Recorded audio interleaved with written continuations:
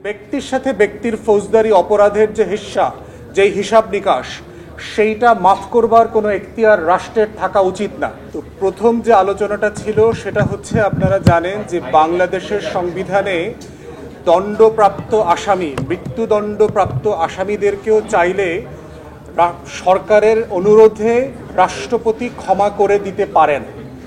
এবং আমরা দেখেছি আওয়ামী লীগের 16 বছরে এমন 28 জন অথবা 27 জন দণ্ডপ্রাপ্ত ফাঁসির আদেশপ্রাপ্ত আসামিকে ক্ষমা করে দেওয়া হয়েছে এবং একজনকে 2 বার ক্ষমা করা হয়েছে। এই বাস্তবতাতে এই আলোচনাটা এসছে যে একটা রাষ্ট্র গঠন করবার জন্য যে আইনের ভারসাম্য দরকার, যে সুশাসন দরকার, আইনের শাসনের কথা আমরা বলছি, এইটা ন্যায্য কিনা এমন একটা ধারা সংবিধানে থাকা, যেই সংবিধান বলছে যে আপনি খুন করলে খুনের বিচার পাবেন, ইনসাফ পাবেন, এটা আপনার অধিকার, আপনি কোর্টের কাছে যেতে পারবেন। কিন্তু সব কিছু করবার পরে আবার রাষ্ট্রপতি বলে দিল যে এর আগের ধারায় বলা আছে 48(3) পরামর্শ মোতাবেক প্রধানমন্ত্রী পরামর্শ দিলেন, রাষ্ট্রপতি একজন খুনের দণ্ডপ্রাপ্ত আসামিকে মাফ করে দিলেন।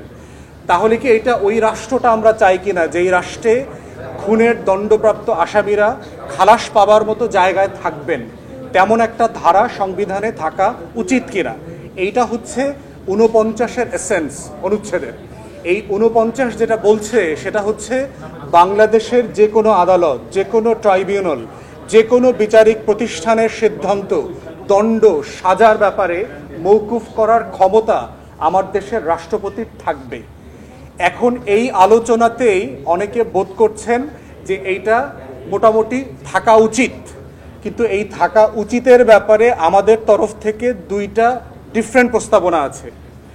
ব্যক্তির সাথে ব্যক্তির যে শাস্তি অথবা খুন খারাপির মামলা, যে আমি কাউকে খুন করলাম, এখন সেই ব্যক্তিকে আমাকে মাফ করে দেবার অধিকারটা তৃতীয় একজন ব্যক্তি, যাকে আমি রাষ্ট্রপতি বলছি, তার থাকা উচিত কিনা? কারণ সে তো ক্ষতিগ্রস্ত হয় নাই, তার ছেলের জীবন তো চলে যায় নাই।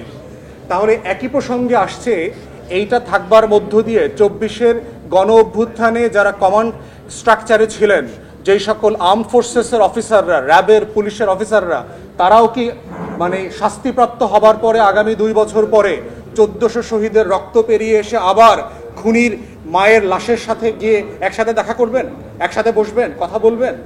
এই আশঙ্কাটাও কিন্তু এখন এসছে। তাহলে এইটার সেফগার্ডটা কোথায়? এই সেফগার্ডের জায়গা থেকে আমরা 2টা জিনিস আগেই প্রস্তাব করেছি, আজকেও আমরা কমিশনের মিটিংয়ে সেটা বলেছি।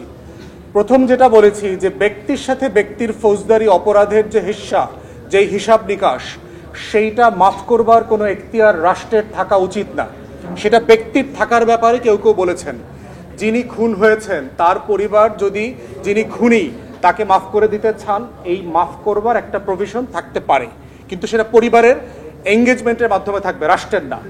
এবং সেক্ষেত্রে আমরা বলেছি যে আলাদা একটা কমিশন করে দেন। বিচারিক অনেক প্রক্রিয়া, ইংল্যান্ডের এক্সাম্পলটা টেনে আমরা বলেছি যে আইনি প্রক্রিয়াতে অনেক সময় মিসক্যারেজ অফ জাস্টিস হয়। আপনারা আমেরিকার কোর্টে দেখবেন কৃষ্ণাঙ্গদের উপরে বিচারিক প্রচুর অবিচার হয়। ইংল্যান্ডে আইরিশ রিপাবলিক আর্মির এক্সাম্পল টেনে আমরা বলেছি যে 80 এবং 90-এর দশকে অসংখ্য IRA মেম্বারকে 30-35 বছরের সাজা দিয়েছে। 90-এর দশকে যখন DNA স্যাম্পল আবিষ্কার হয়ে গেছে, তখন দেখা গেছে যে ওই মানুষটা ওইখানে ওই দিন ছিলেন না, তার DNA স্যাম্পল পাওয়া যায় নাই। তখন ইংল্যান্ডের রাষ্ট্রের কাছে প্রশ্ন এসছে যে আমরা এই বিচারিক অবিচারটা কিভাবে ডিল করব। সেখানে তারা যেটা করেছেন, ক্রিমিনাল কেসেস রিভিউ কমিশন একটা আলাদা বডি করে দিয়েছে এই বিচারিক অবিচারটা ডিল করবার জন্য। ঠিক আমরাও আজকে প্রস্তাব করেছি যে আমাদের এই যে 1,32,000 মিথ্যা রাজনৈতিক মামলায় 60 লক্ষ আসামি হয়েছে, তাদের বিষয়টা আপনি কিভাবে রিজলভ করবেন? তারা যে একটা মিথ্যা মামলা শিকার হয়ে গত 15 বছর 16 বছর ধরে ঘরছাড়া, এইটাকে রিজলভ করতে হবে একটা কমিশনের মাধ্যমে বিচারিক বিষয়টাকে ডিল করবার জন্য। নির্বাহী বিভাগ এইটা সমস্যার সমাধান করা উচিত না, তাহলে বেইনসাফি হওয়ার সম্ভাবনা থাকবে। তাহলে প্রশ্ন হচ্ছে, আর্টিকেল 49 থাকবার প্রাসঙ্গিকতা কোথায়? প্রাসঙ্গিকতা হচ্ছে রাষ্ট্রের সাথে রাষ্ট্রের সম্পর্কের ঝামেলা যদি হয়। চিন্তা করে দেখেন, আমি এক্সাম্পল দিই, অনুপ চেটিয়ার কথা দেখেন। ভারতীয় নাগরিক, বাংলাদেশে দণ্ডপ্রাপ্ত আসামি হয়ে জেলে ছিলেন। এখন বাংলাদেশ ভারতের সম্পর্কের জায়গাতে যদি কখনো এক্সচেঞ্জ করবার প্রশ্ন আসে, তাহলে এই দণ্ডপ্রাপ্ত ভারতীয় আসামিকে বাংলাদেশ কিভাবে মুক্ত করবে, ফেরত পাঠাবে?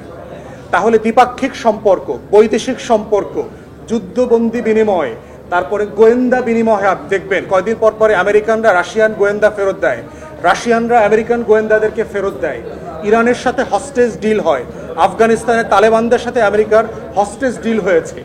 এই ধরনের রাষ্ট্রিক সম্পর্কের জায়গায় রাষ্ট্রপতির ক্ষমা করবার একটা স্পেস থাকা উচিত।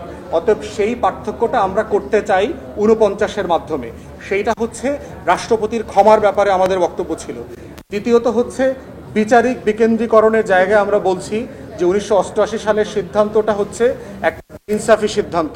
এখানে সুপ্রিম কোর্টের সংজ্ঞাটাকে মিসইউজ করে একটা সিদ্ধান্ত দেওয়া হয়েছে।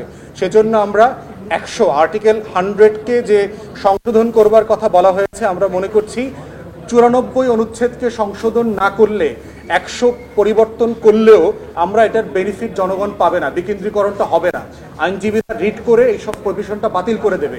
তাই সুপ্রিম কোর্টের সংজ্ঞা পরিবর্তন করতে হবে। করলে পরে শুধুমাত্র আর্টিকেল 100-র অধীনে বিকেন্দ্রীকরণের রেজাল্ট আমরা পাবো।